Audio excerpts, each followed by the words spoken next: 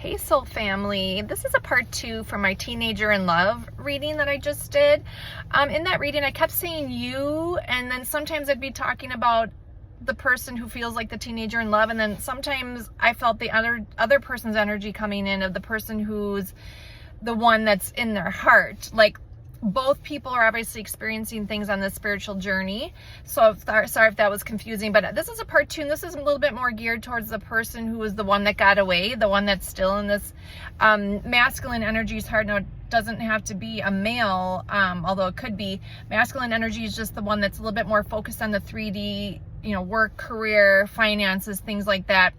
And the other person was the one a little bit more tapped into their intuition and spirituality and emotion. And that's why they can't let you go, because you really were a catalyst spiritually in their life. And although they don't feel ready, it's a choice that they made, because they know that what you bring a lot of divine healing, unconditional love. And that is like on a higher timeline, like that divine love sees things from the higher perspective.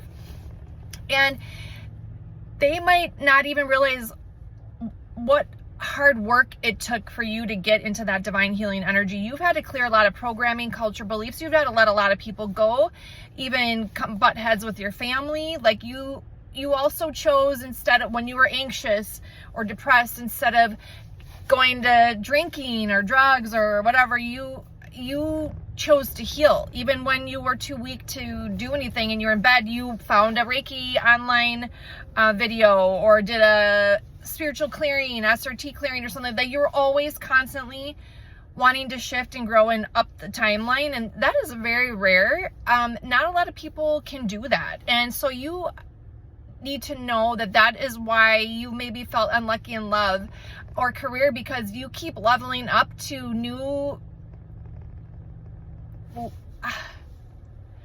tiers of like influence and power, and your journey is definitely not looking like everybody else's, because most people drop into complacency, right? They get a good job that they maybe don't really like that much. They might even hate it, but it pays good, pays the bills, and they drop into complacency, like it's good enough, right?